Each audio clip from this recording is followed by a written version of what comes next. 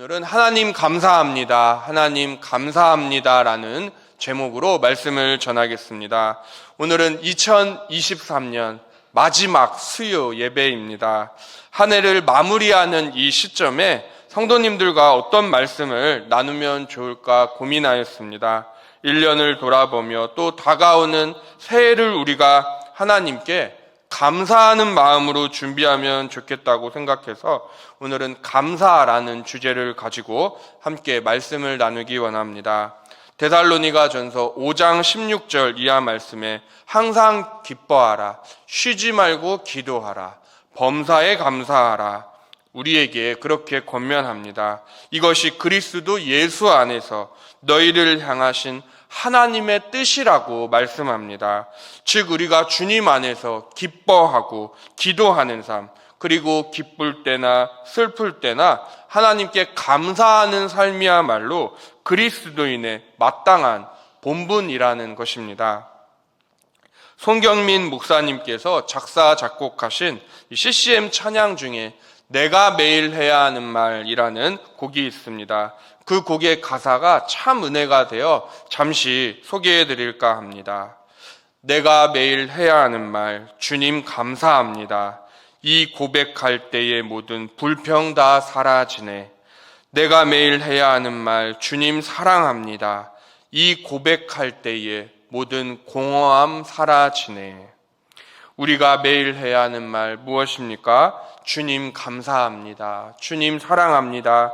이 고백할 때에 우리의 마음 가운데 원망과 불평이 다 사라지고 하늘로부터 임하는 평강이 넘치는 줄로 믿습니다.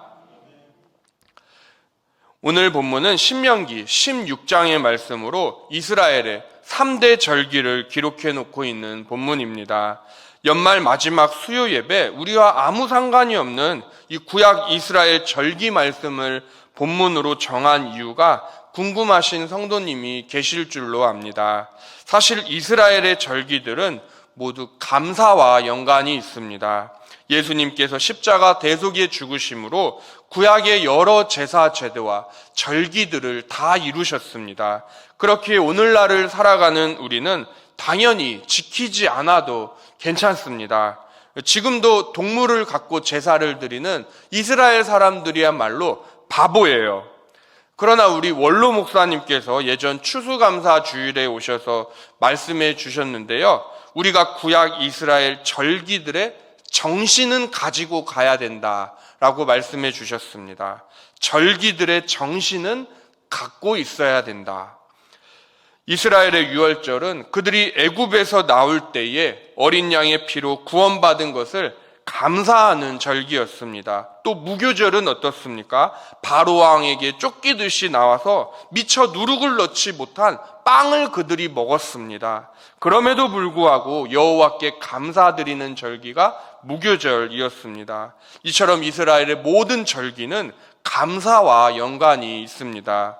오늘 본문은 이스라엘의 3대 절기에 해당하는 77절의 말씀인데요. 이 말씀 안에 우리가 올 한 해를 마무리하면서 하나님께 구체적으로 어떻게 감사하면 좋은지에 대해 기록하고 있는데요. 그렇다면 오늘 본문 함께 읽으셨던 10절 말씀입니다. 우리 10절 본문은 다시 한번 읽어보겠습니다. 시작. 네, 하나님.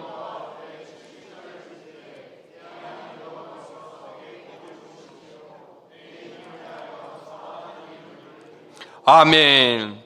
그래서 우리는 어떻게 감사하면 좋을까요? 첫 번째로 받은 복을 세어보며 감사해야 합니다. 하나님께서 복을 주신 대로 감사해야 합니다. 이것은 즉 받은 복을 세어보며 감사한다는 것입니다. 오늘 본문은 이스라엘의 최대 명절이라고 할 수 있는 유월절기로부터 7주가 지난 이 77절에 관한 말씀인데요. 같은 말로 초실절 혹은 맥추절, 오순절이라고도 부릅니다. 오늘날 교회에서 우리는 맥추감사절 혹은 추수감사절로 이 절기를 지키며 예배드리고 있습니다. 농부가 곡식에 낫을 대기 시작한 날, 즉 첫 수확을 하는 때입니다. 그래서 77절을 초실절이라고도 부르는 것입니다. 그런데 어떻게 감사하는지 살펴보니 내게 복을 주신 대로 감사하라고 말씀합니다. 성도님들, 한 해를 돌아보십시오. 혹시 길이 막힌 이 막다른 골목에 들어선 것 같은 고난의 때가 분명 있지는 않으셨습니까? 물질적으로, 정신적으로, 일적으로 혹은 사람들과의 관계 때문에 힘든 시기는 올 한 해 없으셨습니까? 그런데 지금 돌이켜보니 모두 하나님의 은혜로 하나의 추억이 되지는 않으셨습니까? 저희 집은 얼마 전에 동파가 났습니다. 외출한 지 불과 몇 시간 만에 말입니다. 교회에 와서 씻었고요. 찜질방에 아기를 데리고 가서 씻고 자고 오기도 했습니다. 저희 교회 장로님께서 오셔서 수리를 해주셨는데요.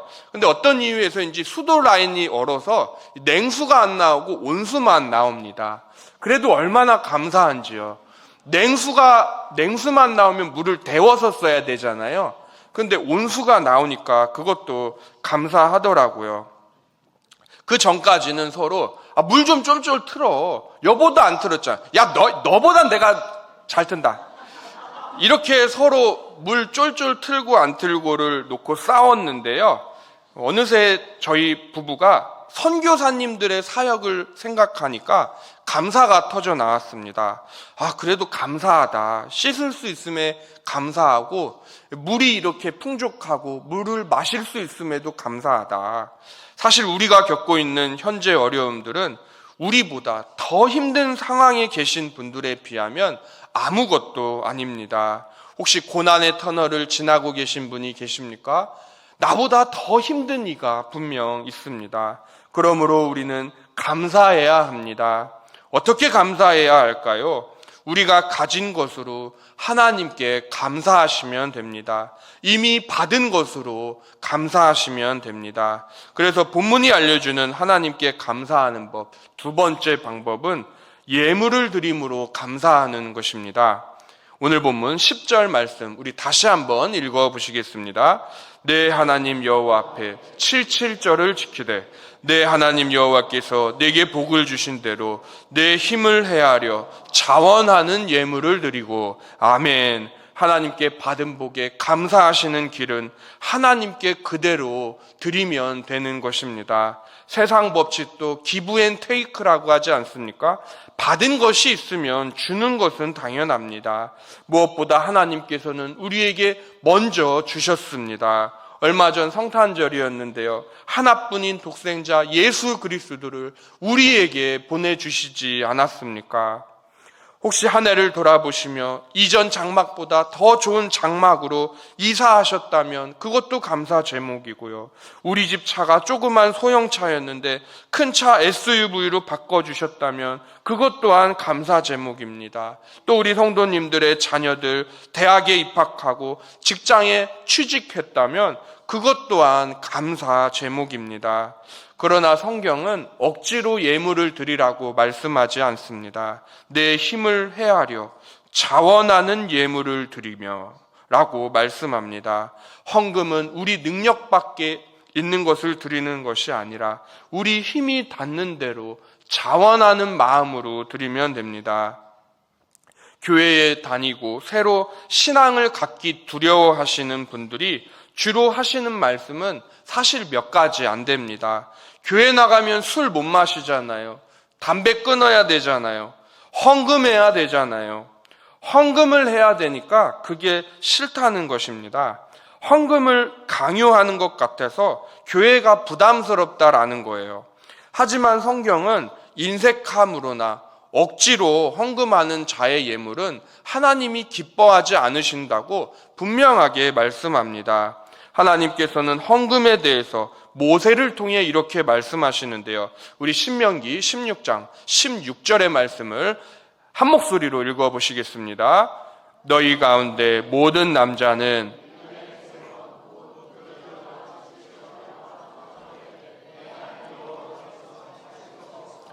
여호와를 배웁되 빈손으로 여호와를 배웁지 말고. 아멘.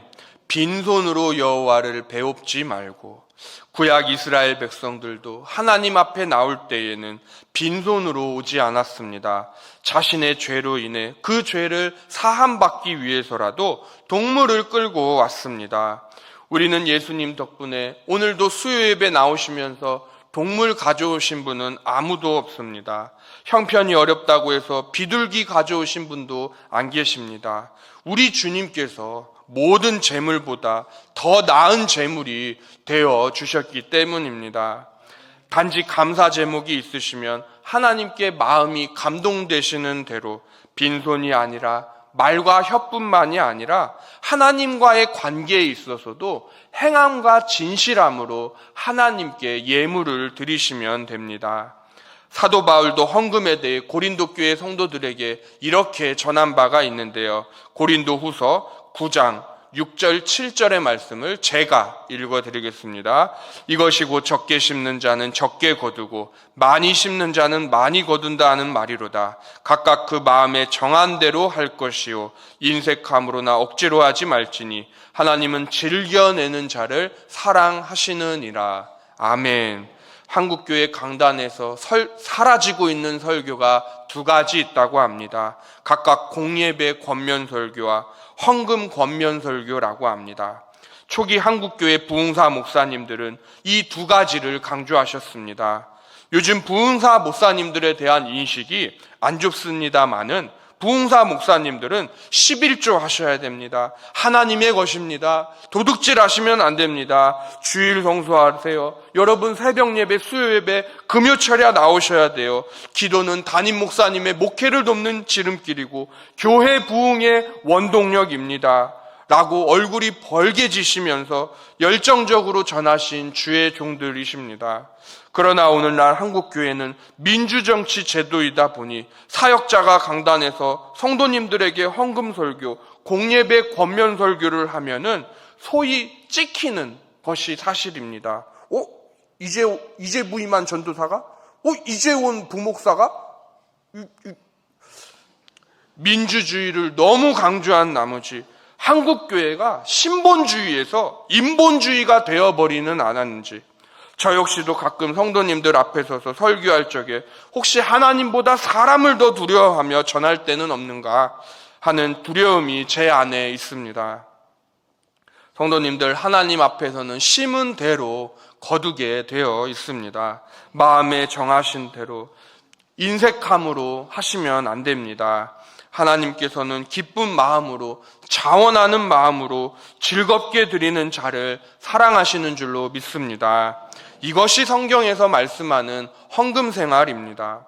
한 해를 돌아보시며 하나님께 받은 은혜가 과분하시다면 그에 합당한 예물을 드림이 마땅한 줄로 믿습니다. 다음으로 우리는 하나님께 어떻게 감사하며 연말을 보내면 되는 것일까요? 세 번째는 약자들을 돌아보며 감사해야 합니다. 오늘 본문 11절의 말씀을 한 목소리로 읽어보시겠습니다. 너와 내 자녀와 노비와 내 성중에 있는 레위인과 및 너희 중에 있는 객과 고아와 과부가 함께 내 하나님 여호와께서 자기의 이름을 두시려고 택하신 곳에서 내 하나님 여호와 앞에서 즐거워할지니라. 아멘. 그래서 우리가 하나님께 감사하는 방법 세 번째는 약자들을 돌아보며 감사하는 것입니다.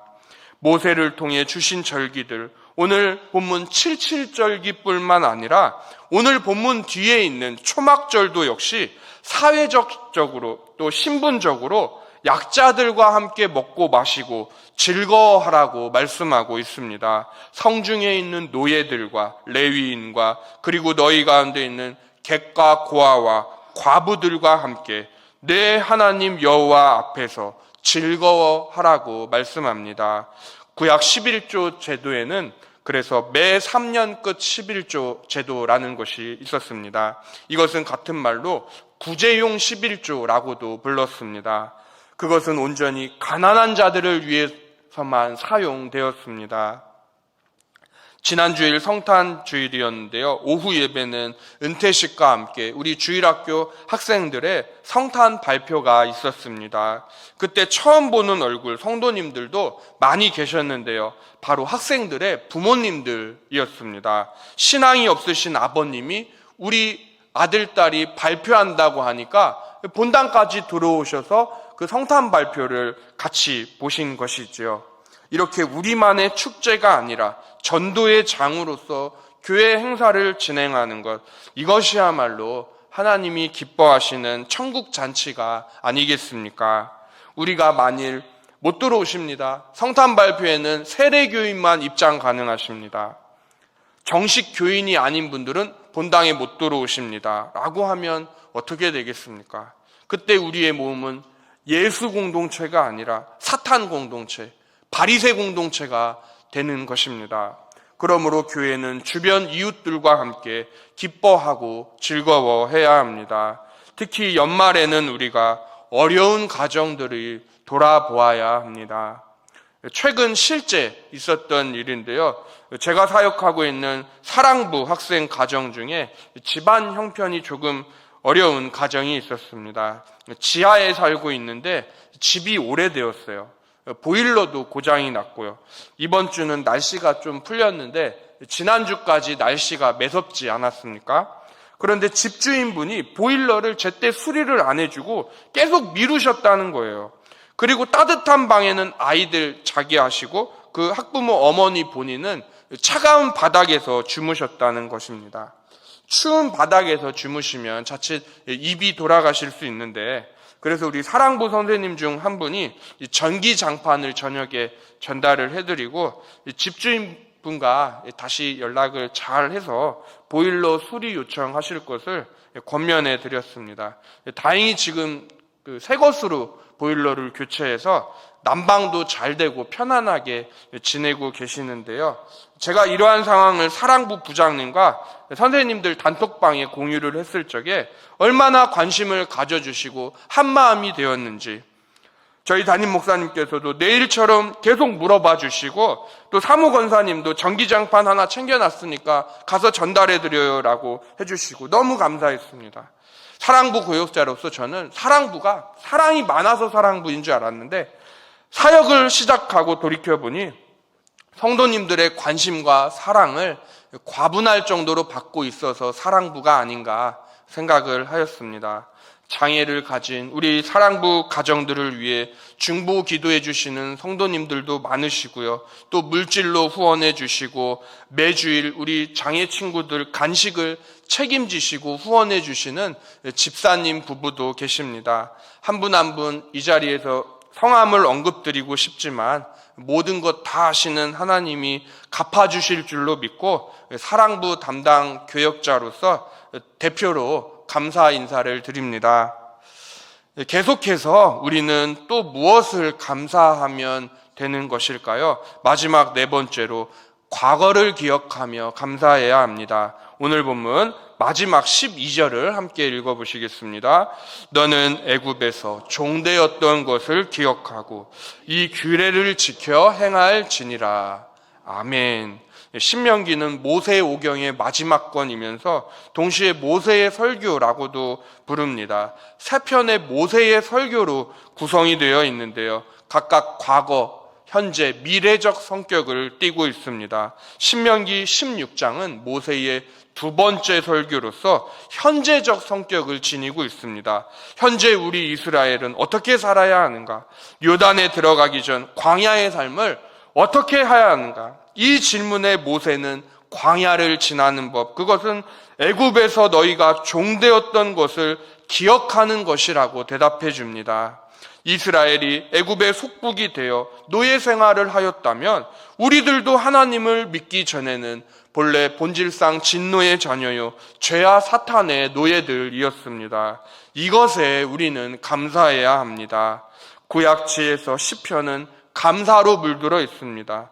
그중 시편 136편은 감사로 도배가 되어 있다고 해도 과언이 아닌데요. 시편 136편은 26절까지 있는데 매 절마다 여호와께 감사하라. 그 인자하심이 영원함이로다 라는 말씀이 반복됩니다. 시편 136편 몇 구절만 제가 읽어드리겠습니다. 애굽의 장자를 치신 이에게 감사하라. 그 인자하심이 영원함이로다. 이스라엘을 그들 중에서 인도하여 내신 이에게 감사하라. 그 인자하심이 영원함이로다. 강한 손과 펴신 팔로 인도하여 내신 이에게 감사하라. 그 인자하심이 영원함이로다. 홍해를 가르신 이에게 감사하라. 그 인자하심이 영원함이로다. 이스라엘을 그 가운데로 통과하게 하신 이에게 감사하라. 그 인자하심이 영원함이로다. 바로와 그의 군대를 홍해에 엎드러뜨리신 이에게 감사하라. 그 인자하심이 영원함이로다. 그의 백성을 인도하여 광야를 통과하게 하신 이에게 감사하라. 그 인자하심이 영원함이로다. 모든 육체에게 먹을 것을 주신 이에게 감사하라. 그 인자하심이 영원함이로다. 하늘의 하나님께 감사하라. 그 인자하심이 영원함이로다. 아멘. 시인은 과거에 실제로 있었던 큰 사건을 중심으로 언급하면서 이스라엘에게 베푸셨던 하나님의 은혜를 감사하고 있습니다. 우리가 잊지 말아야 할 것은 이스라엘을 바로의 손에서 해방시켜 주신 하나님께서 저와 우리 성도님들을 해방시켜 주셨다는 사실입니다. 모세가 출애굽의 지도자라면 우리 예수님은 새 출애굽의 지도자가 되어 주셔서 우리를 구원해 주셨습니다. 그러므로 우리가 살아감도 살아냄도 모두가 주님의 은혜인 것입니다. 구원은 우리로부터 나로부터 시작된 것이 아닙니다. 구원은 전적으로 하나님께 속한 것입니다. 그래서 존 칼빈은 구원받은 성도의 삶, 그리스도인의 삶은 어떠해야 하는가?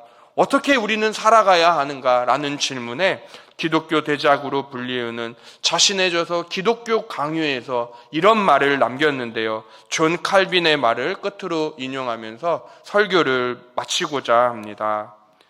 그리스도인의 삶은 미래를 묵상하며 자기를 부인하고 십자가를 지고 주님을 좇는 삶이다. 성도님들, 한 해가 저물어 가고 있습니다. 혹시 무엇을 계획하고 계십니까? 가족과 오랜만에 근사한 곳에 가서 식사하시는 것, 은사님을 오랜만에 찾아뵙고 인사드리는 것, 시간과 여건이 허락된다면 모두 좋은 일들입니다.